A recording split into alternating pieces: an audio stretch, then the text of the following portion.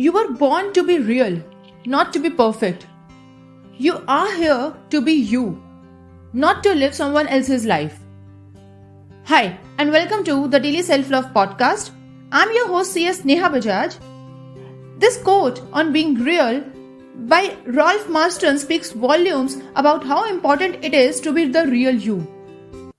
A few group of people are so used to being fake that they don't even realize how unreal their thoughts, their actions have become. While the other group of people are those who try to be real and then apologize for being that way.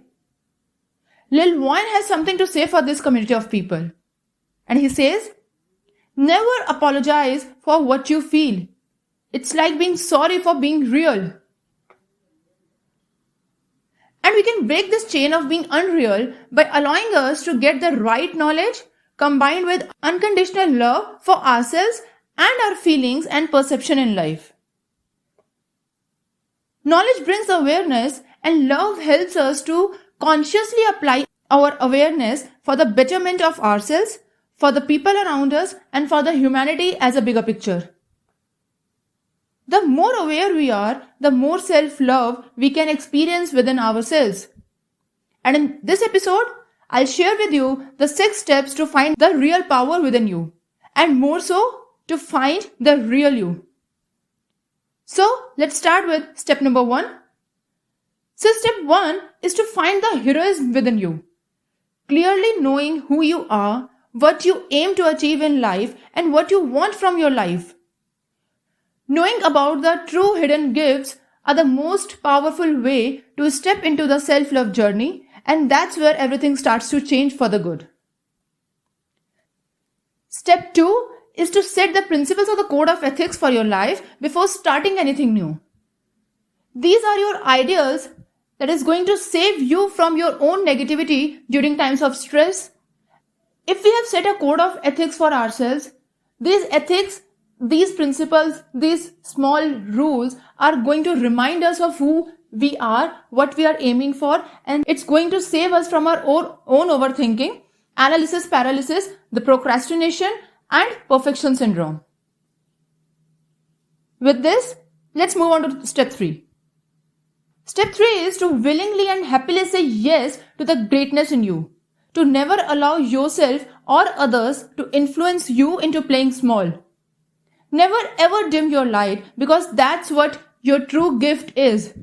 And Robin Sharma very beautifully explains this. He says, understand that when you play small with your success, you betray your potential. Step 4 is for you to know that it is absolutely okay if you are not feeling okay all the time. It is perfectly normal. It is perfectly fine to not be okay at times.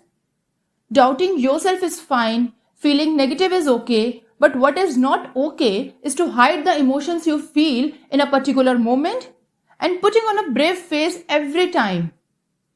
And what is absolutely not okay is the fact that you are thinking of allowing the doubters to win, to allow your negativity to become powerful and snatch away or influence your positivity. And here comes the next step. Step 5, which is to make a conscious choice between what? Between being the hero of your life or being the victim in life. It's purely on you. What you want to choose. To play the victim card all the time and just leading your life and seriously going nowhere in particular? Or having no aim in life? Or do you choose to always be committed to seeking your highest self even when you are not sure how to reach there? Even when you are doubtful of the challenges you might face in the journey. But then you are absolutely 100% sure that you would never choose being a victim and you would always choose the hero within you. And you are enjoying the process. The journey of reaching your destination of being your greatest self. And your success lies in your happiness of choosing this tough, rough, but the strongest path. And your failures or the opinions of others that won't let you stop choosing the hero that lies within you. Now, step 6. Step 6 is the most crucial element, that is detaching yourself from the results and focusing on the journey while staying true to your ideals. Choosing to be the eagle of your life, focused on your higher purpose, your aim in life. You live and breathe on your life's mission and vision.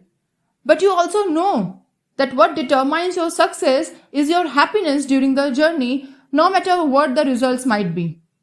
Future is uncertain for everyone, but you still know that you are in alignment with your inner self and that no doubters can creep in and pull you out of your heroism. That is only possible when you focus on the journey and detach yourself from the outcome. Thank you so much for investing your time and listening to this podcast. I hope the information I've shared here with you has given you a clarity on how can you be the real you no matter where you are and who is in front of you or is trying to influence you. You will know the true you. You will follow the real you. And you willingly acknowledge that this is the power of being you, the real you. And that's the start of your self-love journey. Dr. Sarvapalli Radhakrishnan said, true teachers are those who help us think for ourselves. And as a self-love lifestyle mentor, that is my mission, to help you become the real you. Because that's the way to think for yourself without being selfish. If this podcast has helped you with some questions that you want to ask me, you can have a one-on-one with me where I help my mentees in bringing in the hero within themselves and inspire them to become the real person that they are and willingly allow themselves to shine bright and never dim their light. With this, I'll sign off for now. See you in the next episode. Do share this podcast among the people in your network. Subscribe to the podcast on Apple iTunes and help me reach across the globe, helping people become self-loved. Stay tuned for the next episode and stay self-loved.